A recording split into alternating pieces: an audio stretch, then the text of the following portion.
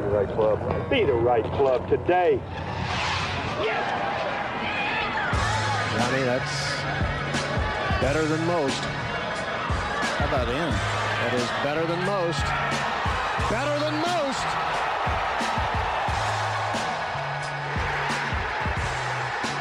Expect anything different? Ladies and gentlemen, welcome back to the No Laying Up podcast. Solly here. If you've listened to this podcast before, you know that the Ryder Cup is one of our favorite subjects to cover. There are reasons why we love to talk about this event so much every year. We see gamesmanship. And Savvy looked at me and he said, no, it's okay. If this is the way you want to play today, we can play this way. We see strategies. And then Rory will hit the tee shot on the first. We know exactly how many times he's going to hit the fairway and how far it's going to be. We see backstabbing. Unfortunately, we have strayed from a winning formula in 08 for the last 3 Ryder Cups, and nobody here was in any decision. I had a different philosophy as far as being the captain of this team. We see failures. What arrogant asshole would have the event go the wrong way and then say, nope, I do everything the same way?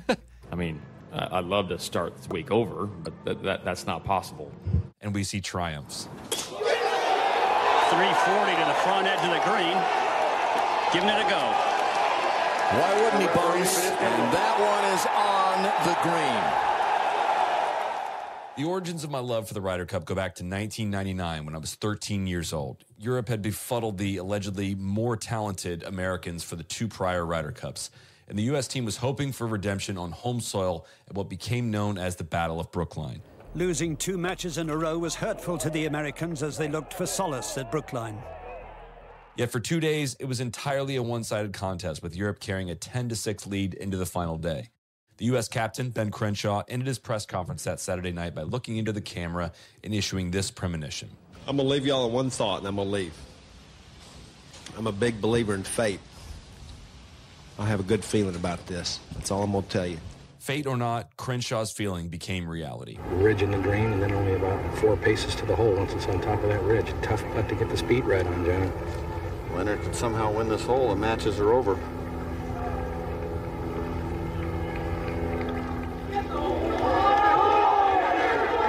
This looks good.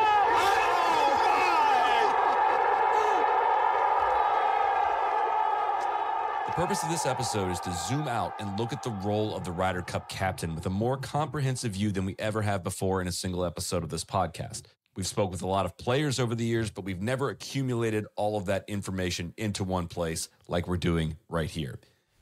The captaincy is endlessly fascinating to me because it's a role that requires charisma and adeptness at reading the different personalities on the team, the balancing of data and the eye test and your gut, and the ability to manage a complex set of logistics. I spent the better part of the last month with our producer, Charles Van Kirk, spelunking in the archives of past interviews I've done with Ryder Cup captains and players, combing through public comments on the subject over the years, and even had a few new conversations as well with writers, captains, and other members of the NLU squad. But first, this episode is brought to you by our friends at BMW. They're not only the official vehicle of No Laying Up, but also a worldwide partner of the 2025 Ryder Cup. We are looking forward to spending some time with them on site at Bethpage next week to experience the ultimate team competition. I'm going to start by asking the simple question at the core of this episode to someone who literally wrote a book on the subject, Mr. Shane Ryan. All right, Shane, part of me was wondering whether I should ask you specifically to come on because I think our views on this are rather similar. Am I just looking for validation here on my thoughts? And then I thought, well, our views are similar on this because you helped shape them. You've shined a light on a lot of this stuff through your book writing and through your podcast, The Ryder Cup Run.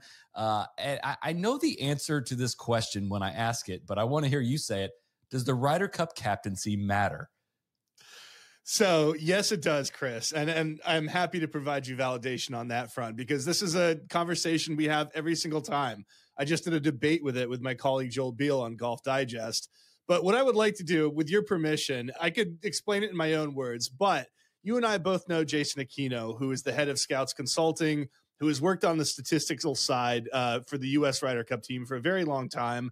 But not only that, was this Ryder Cup junkie when he was a kid who would literally have VHS tapes and grind over them afterward, looking at the highlights.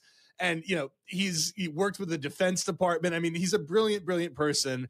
And so he gave me a quote, which I wrote my book about the Ryder Cup, and I led the book with this quote. The quote is, you've probably heard this in press conferences where losing captains and players will say, well, the other guys just played better. They just hold a lot more putts, a few more chip-ins. And they hold a lot of putts, and they hold chips.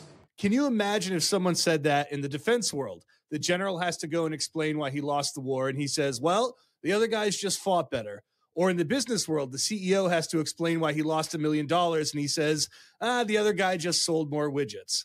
I got tired of hearing it. Yes, there's variance in results. Yes, there's unpredictability. But the Ryder Cup fundamentally is an organizational and a management challenge. It's a collective action problem.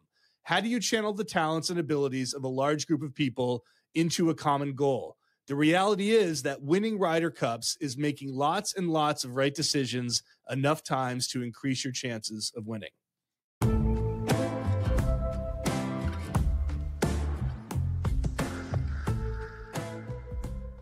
There's an element of who wants to win it more that keeps coming up in these conversations.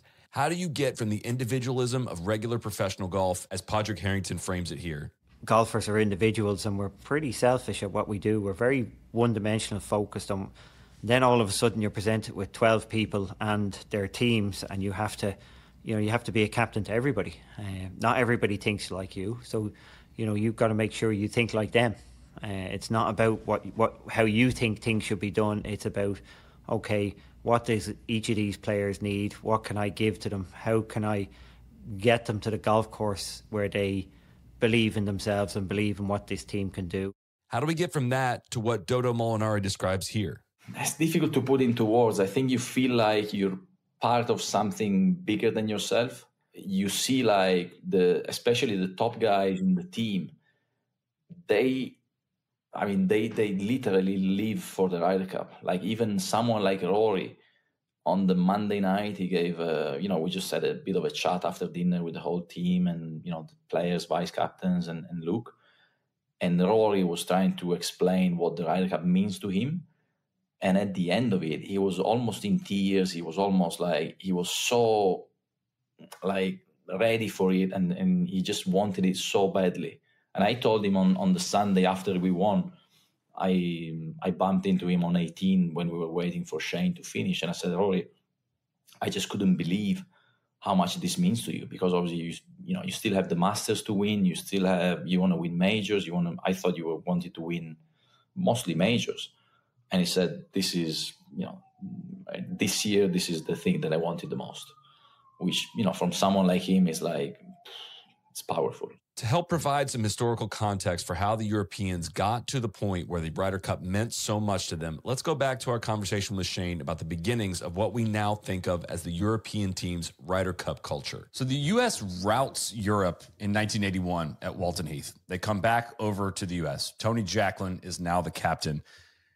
It doesn't change exactly right there result-wise. The United States wins the 1983 Ryder Cup, but it is very, very, very close.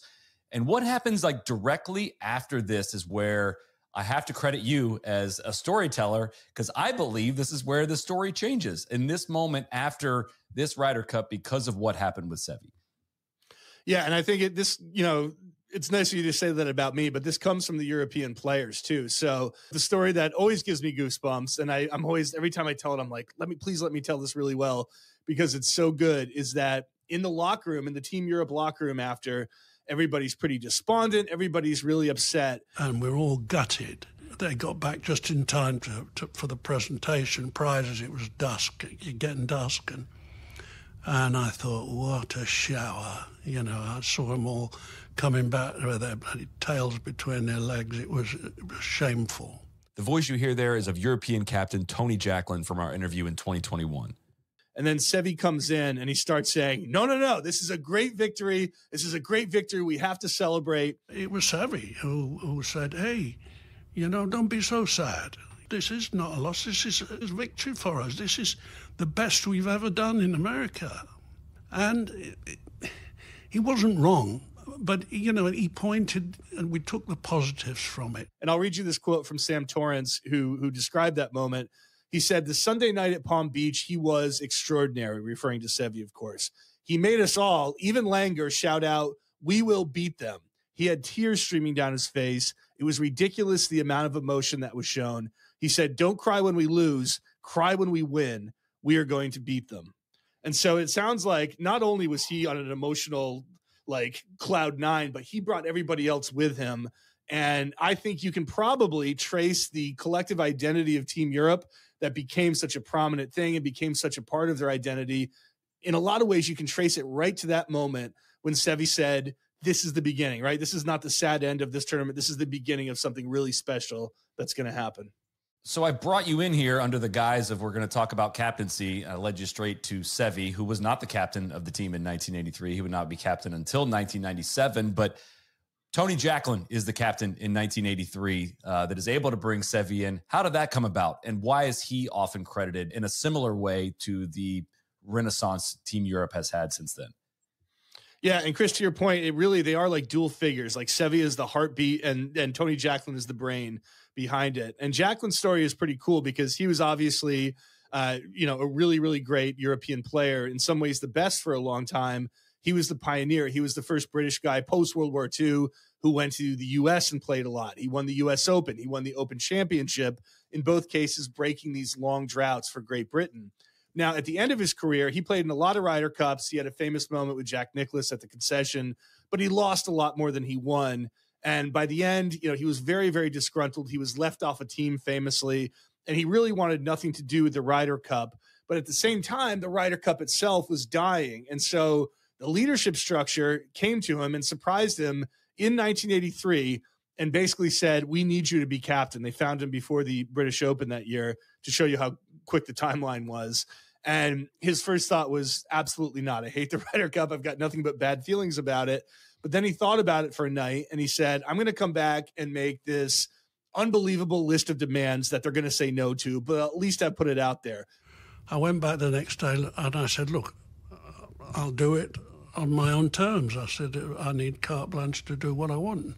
And, "Well, what do you want?" And I said, "Well, I want Concorde, which is no more or less than the Americans are traveling, to travel." For the listeners, that's supersonic jet that was flown in that time period. Yeah. Some of our listeners are young and may not know what Concorde is. Well, that's right. And I said, "I want first-class clothing, Savile Row suits and all the rest of it. And I want a team room where we can be together and nurture some camaraderie together and be, just for the wives and the players, not for anybody else, not for caddies or agents or members of the PGA. Or I just want us to be together. And I want everything in that room that they will need. Food and beverage, fish, pasta, meat, whatever anybody wants, and TVs so they don't have to go anywhere. And I want Seve Ballesteros." And so he came to them, he proposed all of this in his head, basically going, they're going to say no, screw him. And they said yes to everything because they were desperate too in ways that he didn't realize. They kept saying, "Okay." And I said, "Well, okay." You weren't expecting yeses to these demands. Well, I said, if you agree to giving me all the things I want, I'll do it. And so all of a sudden now he's the captain. Then his first move, they basically said, "You can have Seve, but he's your problem." So he meets with Seve at a hotel. I think it was the Prince of Wales Hotel. And Seve is listing his complaints with the Ryder Cup. They had kept him off the year before. He had 1,001 problems. And Tony Jacklin said, I know, I get it, but I can't do this without you. And by the end of it, he got Seve to agree to come with him. And then from there, the story all unfolds from that moment, getting Seve on board, Europe feeling like they're an actual, they're just as good as the Americans. They've got nice stuff. They come over there. He begins the process of, learning who everybody wants to play with. All of these very, very beginning, like almost tentative steps to establishing the template that would become so ironed out and so sophisticated for Europe years later. It all begins with Tony Jacklin accepting the job in 1983. Seve's inspiring words after the close defeat in 83 did prove to be foretelling. Europe beat the Americans handily at the Belfry in 1985, with Jacklin again leading the charge, and they were not done. They famously went to Muirfield Village in 1987 and defeated Jack Nicklaus's team 15-13 for their first ever win on U.S. soil. The American domination of the Ryder Cup was officially over. When you talk about moments that changed the Ryder Cup, this is a huge one because it had never been done before. And now truly we are on even footing. And who should be there at the end to nail it down? Seve Ballesteros, the putt at 16, defeats Strange 2-1, clinches the Europeans their second straight Ryder Cup, their first victory on American soil, and back-to-back wins for the first time in Ryder Cup history. What happens now with the Americans? Do they go back to the drawing board? Do they put their egos aside and say, we need to change how we're doing things? Do they keep doing things the way they've always felt? Does their strategy change year over year? What's the American reaction to a new force on the scene for this event? Well, Chris, they eventually do change things and go back to the drawing board. That happens 20 years later. Yeah. So after 1987, they don't do that. Forgive me, but I'm going to breeze through this 2-decade period to get to when things changed for the first time with the United States in 2008. In 89, again at the Belfry, a tie meant that Europe retained the cup. The U.S. would bounce back and win a nail-biter at Kiowa in 91, and then went across the pond to the Belfry, captained by Tom Watson, and won it for consecutive years for the first time in a decade. But Europe won again on U.S. soil in 95, and they won under Captain Seve at Valderrama in 97, and they were oh so close to making it 3 in a row, if not for that miraculous comeback by the Americans at Brookline in 99. A close defeat in 2002 at the Belfry put the cup back in Europe's hands, and then they humiliated the Americans at Oakland Hills in 2004 and again at the K Club in 2006. The PGA of America had had enough, and it was time for change. This is the emergence of Paul Azinger, who the parallels with him and Tony Jacklin are super interesting, right down to the idea of while he was interviewing for this job, he had the audacity to demand a lot of different things. I want to change how the point system works. I want to bring in a whole new philosophy about how we build a team. I want more captain's picks, all those kind of things that he thought, well, you know, they may reject it, but at least I'm going to go down the way I want to go down. And just like with Jacklin, where the leadership structure was a little bit desperate, and so they were more willing to hear that kind of thing, same thing with the Americans. We're coming off these 2 18.5 to 9.5 losses. Yeah, this is the time when we're going to start to say, we got a problem here, right? Like, this is not, things are not going well. So, okay, Paul Azinger, you seem like you think about it a lot, and we're going to listen to you. And Azinger's big revolutionary idea actually came from a day he was sitting around and he happened to see a documentary on the Navy SEALs. I watched the Navy SEALs documentary of how they take large groups and make them into small groups. And I said, I want to do that with this team. I want to do 4 3-man teams or 3 4-man teams and whatever. And then when I got with Ron Braun, he made the biggest difference, Dr. Ron Braun, in how you put the players into groups. Are you going to do it, you know, how you do it? I said, well, you know, usually we use like games and guys that are buddies. He said, have you ever considered like personalities? And I hadn't, and I gave it a little bit of thought, and we ended up categorizing through observation 4 different personality types. And then we used Myers-Briggs, green light, caution light, red light. That's a simple version. And we tried to put green light personalities together in the 4-man groups. So you had your redneck pod, you know, with J.B. Holmes and Kenny Perry and guys like that. You had a pod with Phil Mickelson and Anthony Kim, like the really, you know, the aggressive pod. There were 2 things that allow us to play our best. I think that Paul Azinger did.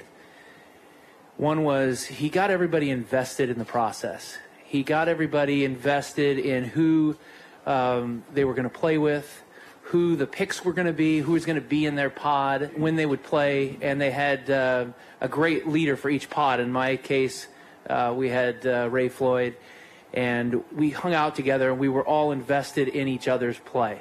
Here's Hunter Mahan, who played on the 2008 team, concurring with Phil. We knew exactly like who we were going to play with all week. There was no guessing. It was already built into what we were doing.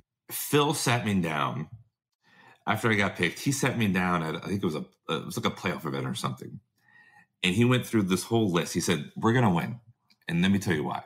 And he went through this whole list. And Phil kept a lot of these teams together in a lot of different ways because he is very inspiring. And he's not inspiring by, you know, running through a wall or banging on tables or any sort of speeches. He really cares. You have to get the players to get ownership of the team. You can't just be the leader of them. Now back to Shane Ryan talking about Zinger. And that's what he did. And he let these pods choose their own captain's pick, which was incredible. He gave them the power to pick the guy they wanted to add to it. He picked Steve Stricker, and every other pod, they said, pick your own guy. And he empowered them to such an incredible degree that even without Tiger Woods that year, who got hurt after the U.S. Open, he came in. You joke about Brett Wederick, but if you look at the U.S. roster for 2008, they were really not good. and it was one of the few times in Ryder Cup history where Europe was like obviously way better on paper. And they had Nick Faldo as captain. But because of this idea he bred a real team atmosphere. He had these guys excited. And, he had a few other tricks up his sleeve with course setup and things like that. But they came and they won, and they beat Europe on home soil and reversed this, this nightmare era that had just preceded it. Will have a putt to win the Ryder Cup. He's conceded it. Jim Furyk doesn't need to hold it. And America have got the cup back. I think an underrated aspect of captaincy is a captain's ability to get the most out of his players. How do you do that? How do you foster a team environment that sets up really well for players to play well in? And we've seen a European side, a European team, a European unit. They have a system in place. I don't even want to refer to them as a team. We've seen them. They haven't won all of them. They've lost several Ryder Cups. We'll break down some of that as well. But they seemingly make up the talent gap in this event very often, especially on home soil. But the how has always fascinated me. How do you actually do it? To help me flesh out this idea, I talked to someone who knows a little bit about what goes into team events. You got to understand your personnel. And I think in any team environment, that's what it boils down to. And what I mean by that is every human being out there ticks in a different way.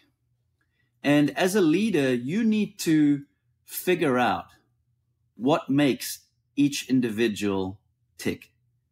What are their sweet spots that you can really lean into to get the best out of them? You may recognize that as the voice of Trevor Immelman, who played on 2 Presidents Cup teams and captained another one of them. We'll have more from him in this episode. What Trevor said there isn't necessarily groundbreaking, but man, is it true. And it helps tee up a couple of hyper-specific examples of how a captain has gotten the most out of his players through clear communication. Here's Paul McGinley talking about how he was managed by his captain, Sam Torrance. Sam captained me really well, and that's an important thing to kind of touch on. So what he did, myself, there was 4 of us, myself, Lee Westwood, Philip Price, I think it was Per Folke. The 4 of us had really lost form that year. Some players are playing better. No, it was Jesper Parnevik. Those 4 players, and Jesper was still in America. So the 3 of us who were based in the UK were brought up to the Belfry the week before by Sam. I live beside Sam here down in Sunningdale, and we went up for a practice round 12 or 10 days maybe before the Ryder Cup. The World Championship was on over in Ireland, ironically. None of us had qualified to play in that. And he said, come on, let's all get together and get up and have a run around in the Belfry, have a look at the course. That stage, all the stands were up and we kind of had a nice fall ball on the way around. We had a bit of food afterwards, a nice bit of banter. And then on the way back, we got in, Sam had a driven BMW, a driver. And we got in the back of the car and he jumps in the back beside me, this big 7 Series BMW. And he's got a bottle of pink champagne and 2 glasses. He opens up the bottle of champagne. The drive back is about 2 hours from Birmingham in the Belfry. He said, right, we're going to talk about your role this week. And he went through everything. And he basically showed so much confidence in me. He told me the role everybody was going to play, how many matches everybody was going to play, how many matches I was going to play, who my partners would be. Just gave me such exude of confidence that, you're part of the team. You're not kind of a guy I'm trying to manage here. He made me real part of it. And getting out of the car on the far side, I really felt like I was going to be he made me feel a very important part of his team, a very important member of his team, even though, on the car journey and the way up, I felt that I was the outsider and I was a problem that he had to manage. That's just the first half of the story because it informs how Paul McGinley runs his team in 2014 when he's met with a very challenging situation between Victor Dubuisson and how to find a pairing for him and Graham McDowell. And I've played this audio many, many times on this podcast in many different medleys because it is what shines through to me as an example of why I think it is inarguable that captaincy matters. So my philosophy as a captain was very much along the lines of Sam Torrance. It was about communication. It was about relationships. It was about managing all the relationships. I mean, I didn't have 12 guys that I knew really, really well. I knew a lot of them well.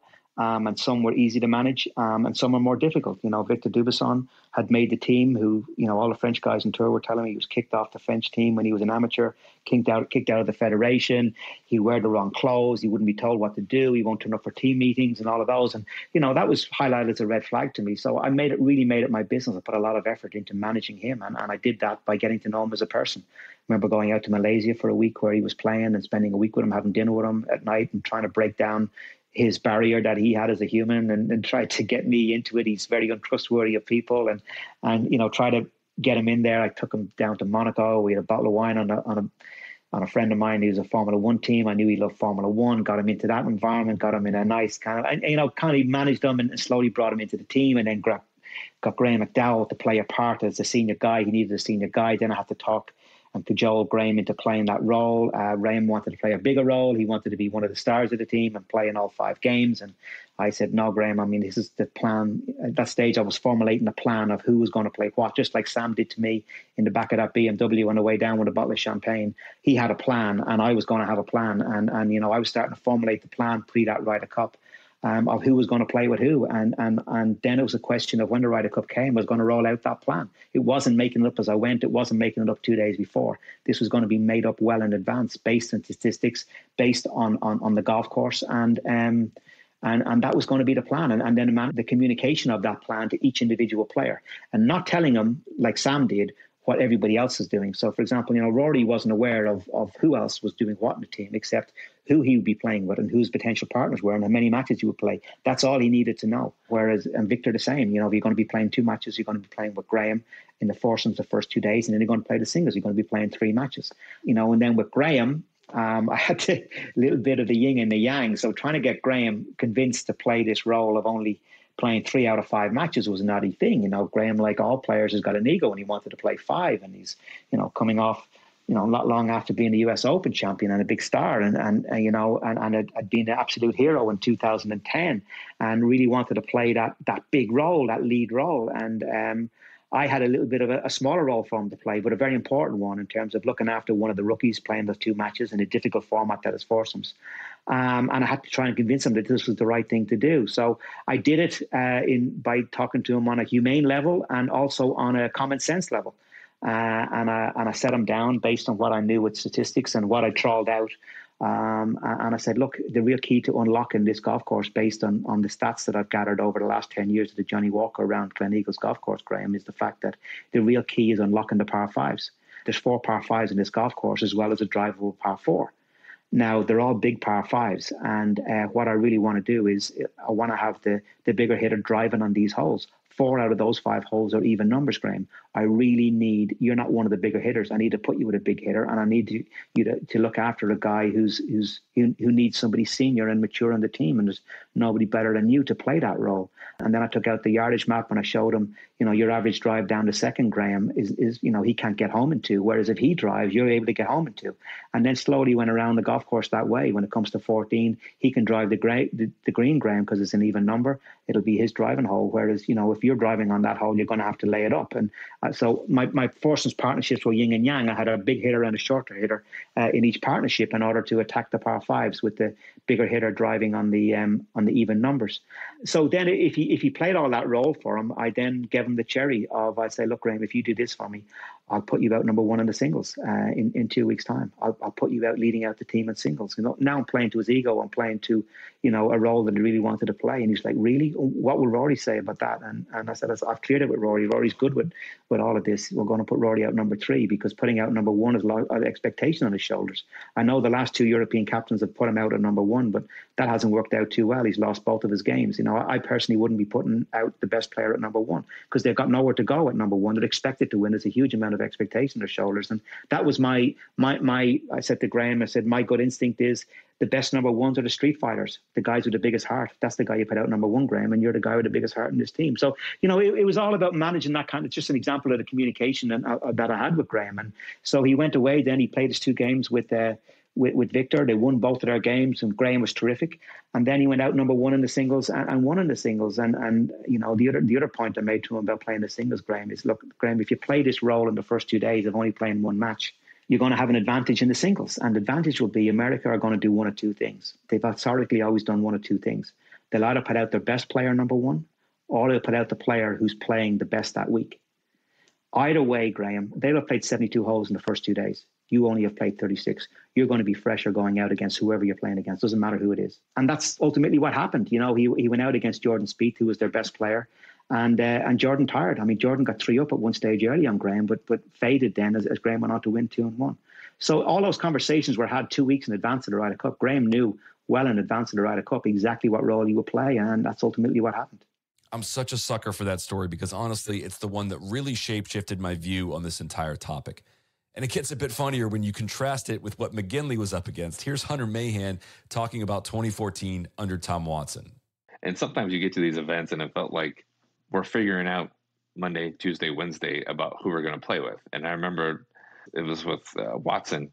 He said, "You're going to go out with Jim Furyk." And I was like, all right. I hadn't played with Jim all week. And we were playing alternate shot. I hadn't hit his ball all week. It was like, okay, we ran out to the range and we're like, "Jim, what do you use?" And it was just kind of like, that was a little frustrating and it was tough about that week. But I love Jim Furyk and I couldn't wait to play with him. But I was just like, I wish I kind of played a little bit more with him that week to know that was going to happen. Furyk and Mahan would go on to lose 3-2 to Sergio Garcia and Rory McIlroy.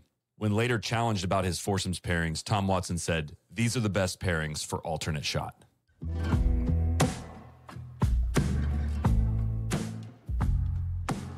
You all know how much we love Rhoback, the crisp polos, the subtle dog logo, the most comfortable hoodies on the planet. Well, now we've teamed up with Rhoback and Erin Hills to give you a shot at a bucket list golf experience. You and a friend will join 2 members of the NLU crew for an unforgettable round of championship golf at Erin Hills. Your prize package includes said round of golf with 2 members of NLU at Erin Hills, a one-night stay in Erin Hills' world-class cottages, a travel credit to get you there, and $1,000 in Rhoback gear to look and feel your best on the golf course. Rhoback.com/NLU to enter. It takes 30 seconds, and you just may end up teeing it up with 2 of us at one of the top golf courses in the world while enjoying some of the best gear out there. Again, Rhoback.com/NLU to enter. Back to the pod. Back in August at the Tour Championship, we asked a version of the "Does the Captain Matter?" question to Tommy Fleetwood and Justin Thomas in their press conferences before the tournament began. Specifically, we asked them to tell us about an instance in which a captain that you played for understood something about you personally that helped set you up to play better golf in the Ryder Cup. Listen to the contrast between their answers. Yeah, the job of the captain, I guess, is to give us the best platform for us to play, like with confidence and with freedom. And I think I've been lucky in the captains that I've had good great relationships with them before any of their captaincies have come along, and they've sort of understood me as a person. Like I said in the last Ryder Cup, I didn't particularly want to go out number 11 in a way. Like, it was just late on, we were ahead, and I just didn't feel like that was a spot that I wanted to be in. But Luke obviously told me, he actually told me afterwards why he wanted me there, and that it was a great thing, and giving me, and in the end I was very grateful for that opportunity. But I think just been lucky with the guys that know me very well and know how to read me and know how to get the most out of me. That was Tommy, of course. Now here's JT. I think they're all, the captains I've had have all been kind of different in their own rights, but in a great way. I think they were all close enough removed to golf that they understood and they knew all of us that, that they were there to help however they could, but they also understood that probably the most productive way for them to captain was to just let us play golf. And I think that's kind of become the case more and more now. It's not a situation of everybody needs to get up and give some kind of motivational, tear-jerking message every night or whatever it may be. It's like it's just a little different day and age, and in terms of all of our routines and how we go about things. So I think the more common we can keep things, the better, and captains understand that. All right, I'm bringing in a couple of my colleagues together to react to some of this as we go along. I got Randy and Neil here. Neil, I'm going to start with you. Do these quotes feel like a bit of a microcosm of the differences we might see in team cultures between Team USA and Europe? Listen to those back-to-back, yes. I hear the words from Tommy, playing with confidence and freedom. When I think about it, or listen to it a couple times, I feel like JT is saying that as well, but he's using the word help. And he's not looking for leadership. He's looking for help. And I think that is the difference. I think the Europeans seem to understand that they're playing, it sounds cliche, but for a bigger thing. Whereas JT's words make me think about, like, just let me go do my thing. And the words like, help me do my thing. There's a lot of words that start with M there. And I don't hear that quite as much. Now, Tommy did say, like, I didn't want to play in the 11th position. But he did, and there wasn't any, it doesn't sound like there was much drama about that. So it's like, okay, whatever you tell me to do, Captain. He's listening to, has more of a subordinate attitude, which I think if you can get all 12 guys to do that, that would certainly benefit Team USA. And I think looking ahead to this year's Ryder Cup, I feel like they have, more so than any year I can remember, more personalities on that team that are willing to do that, including Scotty. I think Scotty has that kind of attitude. So I think they're trending in that direction, even if, JT this is a quote from a month ago. He's not quite there yet with some of the words I'm hearing him say. Randy, if you were playing in a team event, what kind of management style do you think would work for you? Could you sing Kumbaya? Could you buy into the culture stuff that Europe's got going on? Oh, hell yeah. Listen, life, we don't get near enough opportunities to really believe in something and to be a part of something that's bigger than just myself. Sign me up for seemingly how Team Europe is going about it. I want to believe, I want to buy in. I want to work and achieve for something much larger and beyond myself, Solly. Here's the biggest thing I learned from my time spent in coaching. And Neil, I'd be curious if this resonates with you. We would talk often about, in basketball, it really doesn't matter what system you pick to run. What matters is you have confidence in it and you project an understanding and an expertise, and you're able to teach it to your players. And so as I hear Tommy talk about Team Europe and JT about Team USA, and the kind of changes in directions that Team USA specifically has made over the last several years, I think that's what resonates with me. Is like, I just don't think Team USA is very confident in like the structure that they put around the captaincy for the Ryder Cup, and I sense a ton of confidence out of Team Europe, and I think that counts for a lot. Neil, you've been a part of a lot of teams. How would you need to be coached? I don't know. I got a lot to say about this one. I think listening to back to what JT was saying, I think he's missing the point on it's not, and the stuff from Rory earlier in the episode. It's not about like the speeches Rory's making and the emotion. Like that shows that he's bought in and this means something to him. That's kind of like table stakes. Like it should mean something to everybody if you're playing. I think what stuck out to me was McGinley talking about, I think it was Sam Torrance, being in the back of that BMW. And for me, the management style that worked early in my professional career was let me in on the process, on the why as early as possible. Like, and I would say less so what McGinley did with Graham McDowell, where he's like, he told Graham, I need this from you. Graham didn't want to do it. He didn't really want to explain like the wider macro. I would want all of that. I remember my first job, I was in sales. I remember going in, I was selling like tech research. Not to get off on a tangent, but I was trying to discount end of the quarter special. And they were like, you can't do that. And I remember it was a small enough company. I went into the CEO and I said, why can't I do that? And he walked me through how, like, what we pay the analyst, like the nuts and bolts of it. And I was like, okay, now I get it. Like that makes a ton of sense. Like it kind of sucks. I'm trying to hit a quota, but like now I understand, oh, we're going to lose money if I do that. You know what I mean? Like that's the type of leadership I think that helps. That's how you get buy-in. Speaking of getting the most out of their players, I asked Shane and Trevor about different examples of captains understanding their players and what made them tick, and how that led to some differing leadership approaches. One of my favorite stories is from the first session in 2008 with Paul Azinger captaining. There were two different situations where he felt like he had to get on the course and encourage his guys. One of them was Phil Mickelson and Anthony Kim, and Anthony Kim just wasn't playing well. And knowing Anthony Kim's kind of arrogant, personality, his very aggressive personality, Azinger went out there and was like, you're playing like shit and you're letting everybody down. Some players you can be tough on and you can challenge them. And you can be like, hey, man, this is not good enough. I need more from you.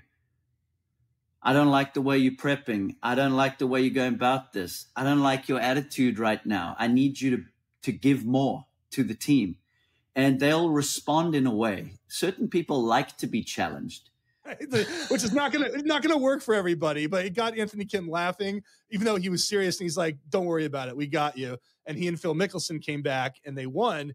And then the other one he talked to was JB Holmes and Boo Weekley. And those guys are, even though they're these tough looking rednecks or whatever, they're a little bit more sensitive. Others, you've got to put your arm around them, show them you love them in that sense. Tell them it's going to be okay.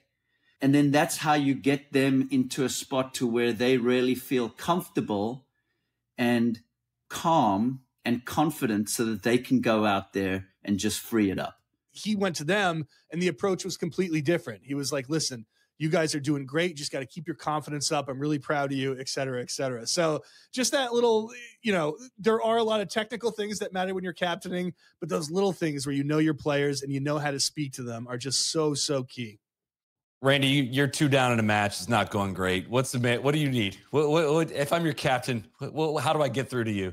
Oh, you gotta shower me with love and uplifting. I am more of the JB Holmes style. I think obviously good coaches, good leaders know that you need to talk and act differently with different people. They have different personality types. I don't love confrontation. I want to be confident, calm. Like those words resonated with me. I'm very much like, come be nice, try to lift me up. That is what works for me, I think. Neil, what would you need? I'm the opposite. I'm motivated by fear and downside, and I don't like bullshit. I don't like to be told. Like I'm pretty hard on myself, so it's like, tell it to me like, hey, more, not so much like you suck. Like it's more so like, hey, we need it. Like that's going to lock me back in. Like, don't quit on this match. Like you have a bad attitude right now. Like whenever Randy says during strap, like, yo, I'm seeing that hang dog come out. It's like, that's what'll snap me back in. Like, you're right. I am acting like a bitch. Like I need to get out of this, round's not over, let's at least finish through the line here. That's what I'm looking for. Another element of this tournament that fascinates me is everything that happens outside of the broadcast. There's so much for each team to deal with that doesn't make it on TV, dynamics to consider that aren't as relevant during individual stroke play. And I've been lucky enough to attend the last 4 Ryder Cups, and I've seen a few things that probably just don't show up on TV. And if I hadn't been there in person and I just heard someone saying this, I would be the top candidate to roll my eyes at this notion. But just little stuff about how guys are engaging with the team when they're sitting out a session or once their match has finished. I remember watching Shane Lowry off the side of the 13th green in Rome, just acting like a 10-year-old in the best way after his team had won the hole. And the difference between the vibe of the Americans and the Europeans was vast. And sure, you can say that's because the scoreboard and the fact that Europe was up, but it was like this from the jump. And if that's the case, can't we conclude that it most definitely didn't hurt their chances of getting off the bus and getting out to a 4-0 lead? The fact that they had this incredible team chemistry and they were ready to go first thing Friday morning? Scottie Scheffler, the best player in the world, lost a match with Brooks Koepka 9-7. 9-7. There simply has to be some larger factors at play here.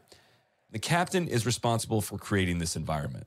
This may be a really small nugget, but Luke Donald preached the importance of the early stages of these matches and how important momentum was, and had their players playing 3-hole matches, little 3-hole matches in their practice rounds to get them ready to get off the bus and get off to a great start. Another point for Team Europe.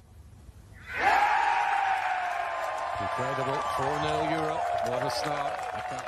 Now that we've covered the culture aspect of the captaincy, let's get into the weeds a bit. And as the resident data boy, you may be a bit surprised that it's taken us this long to get into the nitty-gritty of the stats and the small decisions the captains are responsible for making.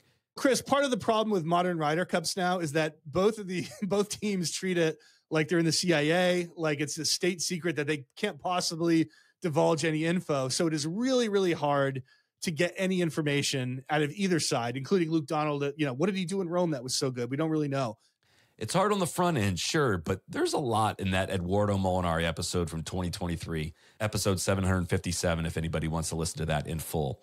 Dodo has been entrusted as the statistical guru on the European side. I studied engineering in college in Italy, so I always had an interest in numbers and stats and probabilities and all that stuff. And before turning pro, I thought if I could keep stats about my game, it would be very easy to understand where I need to improve, where I'm good enough, what I can do better in my game. So I developed my own kind of system to keep track of everything. And then obviously initially it was very, very simple, and then it just became more and more complex. Not only is there analysis done on your pairings, but the home team is also in charge of setting up the golf course, and the smart captains use this to their advantage. So then you create a profile for the US, a profile for Europe, and all of a sudden magic happens and we find out that we were slightly better outside 175 yards, which is the magic number. So then we started, I think that was one of the biggest things. We tried to make it a driving contest and a mid-long iron contest. Of all the shots we gained over the US, 92% were either off the tee or between 175 and 225 yards to the pin. Wow. So I thought we putted better. I thought we chipped better. But actually the biggest difference was literally from the tee all the way to 175. And how do the different formats work in terms of strategy? So 4 balls is basically just making birdies. So whoever is making the most number of birdies is good in 4 balls. And then we had a little, not secret, but something that I'm not going to disclose to make sure that we can, 2 players that can make the same number of birdies, but then you want to kind of mix them up a little bit. So, and then in foursomes, it's a bit more complex. So I started to kind of develop a system where basically we could have, let's say, Rory playing with Tommy, and then Rory will hit the tee shot on the first. We know exactly how many times he's going to hit the fairway and how far it's going to be. So then from there, Tommy is going to hit the second shot, and we know his dispersion and strokes gain from each distance range. How many times does he hit it inside 10 feet? And then Rory hits the putt, and then you just keep going. They basically you make them play 18 holes on a kind of a simulation, and then you get an expected score, and then you flip them. So all of a sudden, Tommy hits the first and Rory hits the second shot at the first, and then you do the same for all possible combinations. Again, compare what Hunter Mahan said earlier about finding out week of that he was going to play foursomes with Jim Furyk to this approach from Team Europe. So I was named captain in May 22. And in the last 14 months, I only ever played with European players every single week. Thursday, Friday, every week. I think it's not so much to see how they play, but it's more like to get to know them a little bit more, spend some time with them. We organize a countless number of dinners. In Scotland, we had a massive dinner, but we did it a lot of times. And I think just playing with them, again, it makes them a bit more comfortable. If they happen to be in the Ryder Cup team, they just know someone a little bit better. These are all specific strategic decisions that need to be made over the course of tournament week, but also the months leading up. But as many captains have iterated over the years, the captaincy is very, very time-consuming on a lot of detailed matters that are not specifically golf-related. There's just so many moving parts to all of it. From a prep standpoint, as you're trying to put your team together, and now in the last few cups, really since COVID, when we've gone to 6 picks and only 6 qualifiers, back in the old days, it was just 2 picks. There's not that much work that's going into that. Now you've got half of your team that is up to the captain to decide how you're going to put this group together. And so all of that kind of stuff really does take a toll on you mentally. And you've got a great backroom staff, and you're in contact with these people all the time. I mean, it's hours every single day that you're thinking through things, and you're in touch with people, whether it be about uniforms, shuttles, food that's going to be in the player dining, what your cabins are going to look like at the course, at the hotel, where guys are going to blow some steam off, where do they want their gyms to be located? All these kinds of things start to factor in, even pre. And now you get into the tournament itself, and the captain needs to be able to make some decisions on the fly, figure out how players are playing, how they're feeling, how the golf course is shaping up, what the weather's going to be like, and then strategize your pairings accordingly. We've talked a lot about the great captaincy moments, the heroic experiences, the triumphs. There's also been a lot of major faux pas over the years. When I ask that question, what comes to the top of your mind in terms of major mistakes that captains have made, and not just ones that fans and journalists want to nitpick? Like these were obvious. Like you messed this up, and we're still going to talk about it. Well, let me just say as a preamble to that, Chris, one of my favorite things is when we have this argument about does the captaincy matter, is people will readily admit when captains make mistakes, right? They'll say, oh yeah, this was obviously, Tom Watson didn't do the right thing, whatever. And it happened with Joel Beal when I was arguing with him. And my comeback is always, so a captain can be bad, but not good. Is that what we're saying? And that goes back to that Jason Aquino quote of what the captaincy is making a bunch of right decisions over and over and over. So when you talk about the major faux pas, there's ones that everybody will know. Tom Watson and Glen Eagles. A united Europe with a record 9 nationalities represented won the singles 6.5, 5.5, and retained the trophy by 16.5 points to 11.5. Just a series of bad choices that end up cascading on each other when the other captain is so good, right? It's not just that you make one bad choice where you're like, oh, well, Spieth and Reed, we didn't put them back out there. And they didn't, you should have been putting them back out on Friday because they played so well in the morning, but you didn't have time to make the right decision and you weren't prepared enough to do it.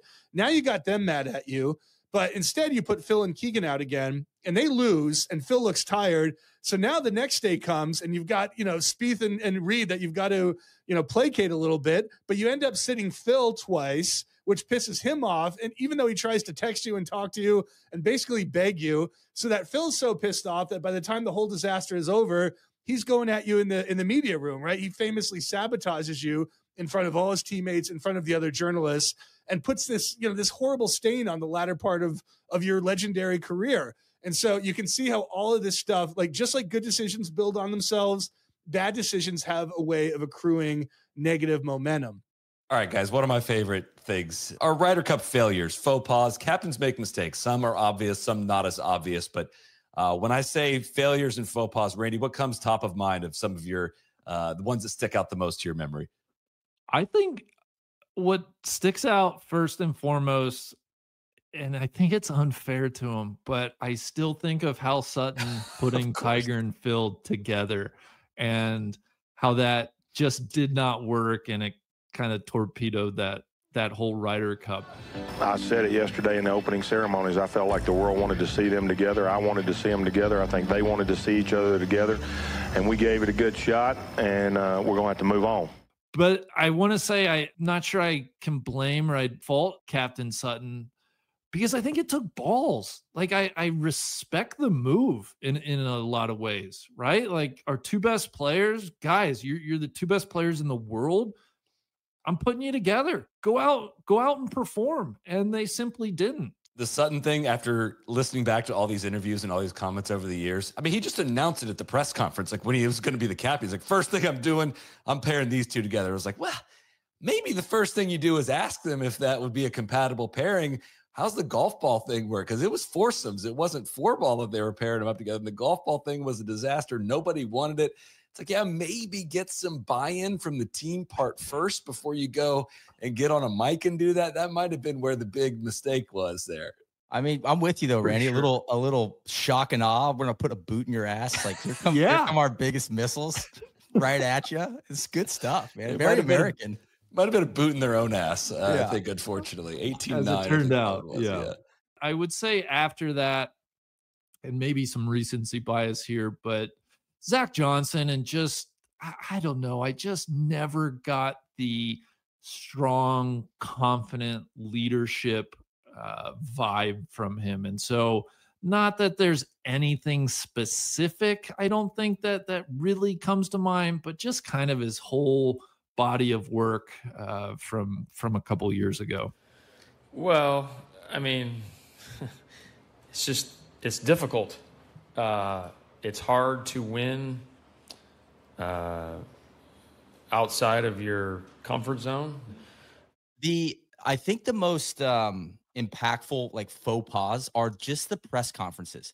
So the U.S. has this narrative that they don't have chemistry and the team and the system are all out of whack and we need a task force is all because they start chirping at each other in these press conferences. The one that comes to mind is Glen Eagles. And just like throwing each other under the bus after the fact is, I think, where team, like, because Europe's, you zoom out, Europe's lost to Whistling Straits. They're not throwing each other under the bus. No one's questioning their team chemistry. It's just like, oh, they got beat by a better team on home soil.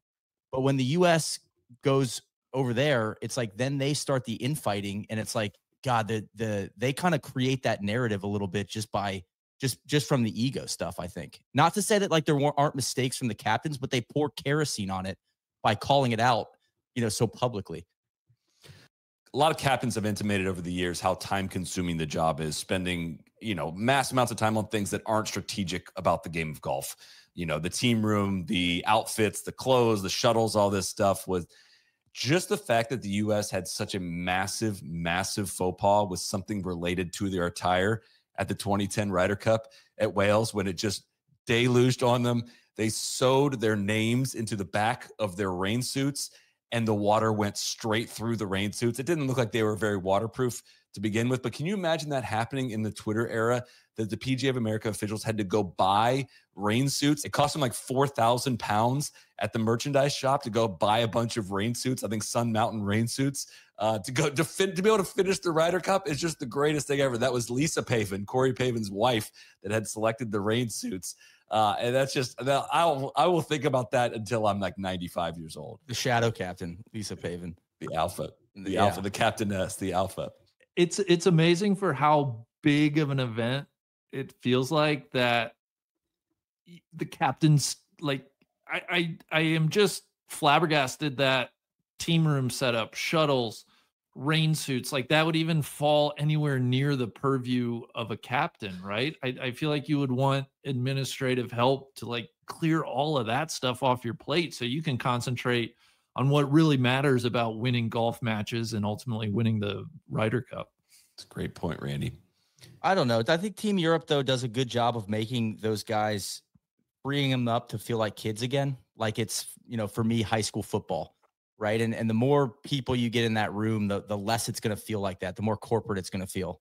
The other thing I think about is I go back to when we were in Killarney and how not awkward I felt dancing in Reedy's, and how, in the US, I feel like if you're in like a dance bar, it's like, yo, don't dance, man. Like that's lame. Like people are going to like laugh at you. And I think there is, back to the initial question, like, I think there is a little bit of a difference in like, it's cool to buy in for Team Europe and it's not as cool for Team USA. And that might be a cultural thing of like, because what did JT reference in that quote? It's like, it's not about the rah stuff. It's like, that stuff's lame. Like that's kind of what I'm hearing a little bit. And it's like, then you hear the quote from McGinley about Rory. It's like, no, look how much it means to him. It's like, that's cool. That's it. Maybe that is a cultural thing. I can't, that's me pontificating, but I hear that in those responses.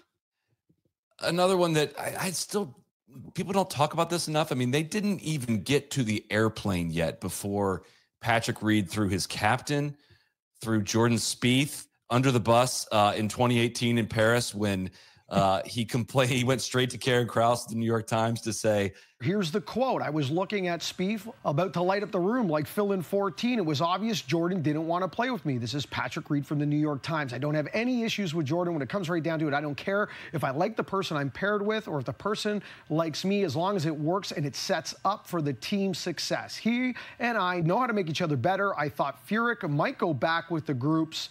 For somebody to be successful in the Ryder Cup as I am, I don't think it's smart to split us up and sit me twice.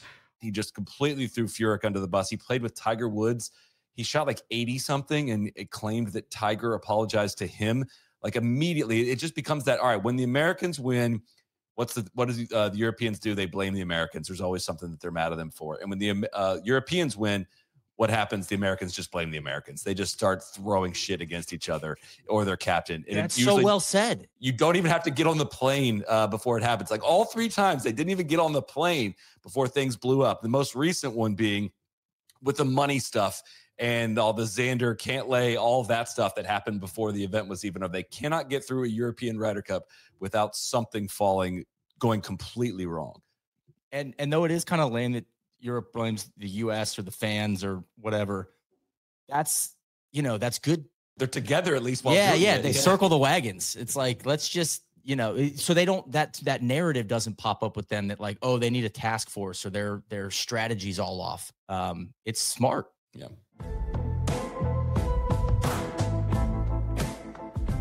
Both teams are traveling to New York to start prepping at Bethpage, and I bet you'd see more than a couple of Club Glove travelers coming off those planes this week. And that's because Club Glove is the #1 golf travel bag on tour, trusted by more than 60% of PGA Tour professionals, including Victor Hovland, Shane Lowry, and more. And that's because this year's new traveler bags have taken Club Glove's standard of protection and durability to a whole new level. The new re-engineered travelers have 25% more padding, a soft, premium velour-lined club head area, 3 times stronger ballistic nylon, and a built-in TSA lock, and plenty of other upgrades for you to check out for yourself. Discover the all-new #1 golf travel bag on tour at clubglove.com. And for a limited time, use code NLU at checkout and receive a complimentary gift with purchase. That's code NLU at clubglove.com today. Back to my chat with Shane Ryan here. The cultures of America and Europe are different, and at times I want to roll my eyes at folks that paint it with that broad of a brush, but at times I do see the American ego, exceptionalism, individualism. I don't know, you're much more of a scholar than I am. You could probably define that better than I can, but do you buy into any of that, and how I feel like I admire so much of what Europe is able to do, but I see so much stuff that they're able to do that I have talked to some of these players about this, and I see the hard-headedness. I don't know how to define it other than they seem to still be heavily driven by their egos and their confidence in their play versus understanding the team aspect of things. Yeah, I tend to minimize this in my own head because it ends up sounding like pop psychology, but there are times, and it's a romantic notion, right, that Europe, maybe it's because they come from, less capitalistic societies or all this stuff that is really in some ways reaching, but there's this romantic notion that they're better able to bond. I think what is true, Chris, is they always want to beat America more badly than America wants to beat them. And that is a product not of different societies or anything like that. That's a product of America just historically being better and being the top dog in the golf world. And so there is something for them to unite against, to feel like the underdog against. And I think that does bring them together of, we want to do this to America. Whereas the Americans, you wouldn't say, yeah, I want to go beat the guy from Germany and the guy from France and the 3 guys from England. You know what I mean? It's not quite the same thing. And Americans don't quite think that way. Probably there is some exceptionalism there, but it's driven not by some, internal personality arrogance, but it's just driven by history and the way results have played out, where they're always just seem to have this sort of communal sense. And what's funny about it is they don't all like each other, right? People should not get that impression. There's a quote that I just can't remember the origin of it, but it was something like, it's a great quote from a European player, like, we spend 51 weeks of the year hating Colin Montgomery, and then we all come together and we're great teammates, and then we go back to hating him, right? So these guys they're not, it's not kumbaya. It's not like they're all best friends, but they do have that thing, that communal sense during the Ryder Cup that is not fake. It's not forced. It's totally legitimate. And I do agree with you that it has some kind of subliminal influence on things that happen. Doesn't mean they always win, but I think it helps in those marginal situations. What's kind of the vibe that you've gotten on Keegan's leadership style so far? I think what I would fear from Keegan Bradley as we get into this is he has said some quotes like that. They've always doubted me. They've always, he said that to the team. They've always doubted me. It's a lot about him. And maybe that serves to motivate some guys, but I would be really, really careful of that as a captain, about making the story all about you and your sense of grievance, because that is a dangerous road to go down, and it can lead to some short-sightedness and to some wrong decisions and just to people going, enough already. We've heard your story. This is about a team. That insight from Shane really struck me, because it does feel like Keegan, at least, in many of his forward-facing press conference, has been framing the discussion around himself and his kind of personal vendetta. Neil, do you make anything of that? God, that is interesting. I don't want to read too much into that, but I do think that a lot of this, the value a captain can add is pre-tournament, is in the months leading up to the tournament and getting prepped. And I think he made the right decision. I wish he would have picked himself for the fun of it, but he dragged it out to the very end. And is that going to cost with like the prep and like the planning and all the, like doing a pod system or having any system? Is he behind the 8 ball with the planning? I don't think though that he will be me first as a captain. You know what I'm saying? Like now that he's closed the door on playing, I think he is. I'm pretty bullish on him as a captain. Randy, what are your thoughts?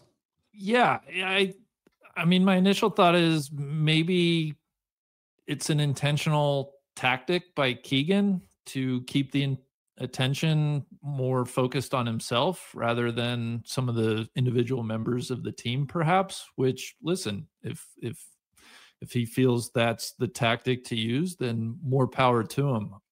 It is interesting, and I agree with Neil. I think once we do get to the Ryder Cup, I don't think Keegan.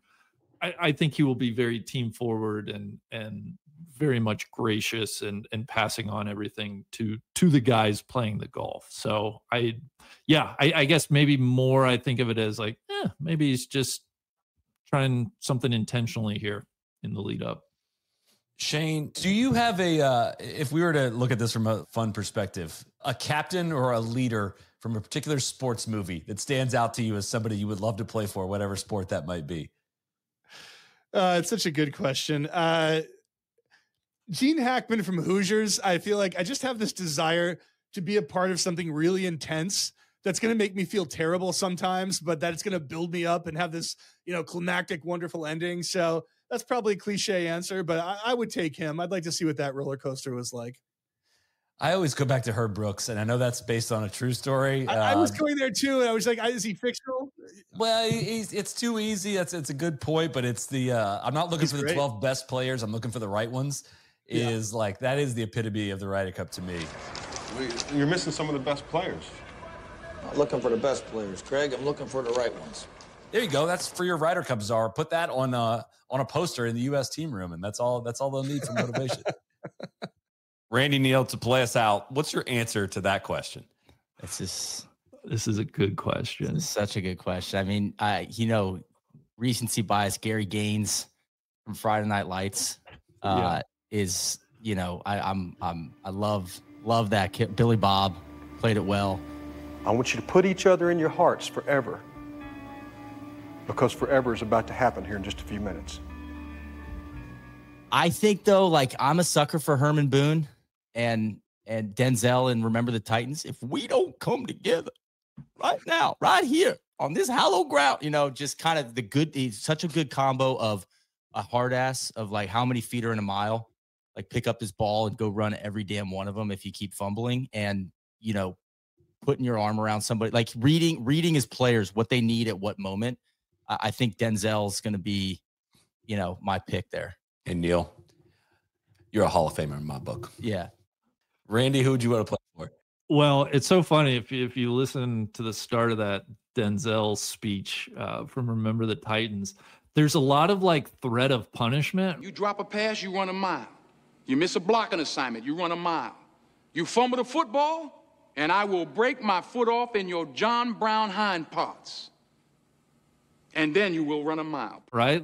Neil, I'm just thinking back to how you said, you're motivated more by fear. For me, it's Herb Brooks, the Kurt Russell character from Miracle on Ice. I just think it hits every pregame speech note that I need it to hit. The tempo and the pacing is fabulous, right? Just a quiet walk into the locker room. The speech itself, the intensity builds.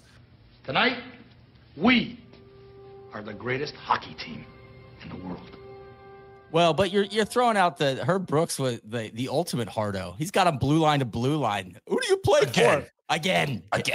He's a hardo. No, don't get me wrong. But when you're sitting in the dressing room before a game, I don't need to be hearing if we screw up, this is going to be the punishment. I need to believe and to buy in. I feel like Coach Brooks got me there. But I think Herb and Herman both do that. It's you got to be a hardo in the prep, in the two-a-days, in the training, a coach that can be the enemy and then also be a shoulder to lean on. Once you're in the live action, that's the combo you're looking for. Is they don't care if you like them early on, and then you come to respect them later on. That's what you're looking for. That's exactly right. I don't need you to like me. I need you to respect me.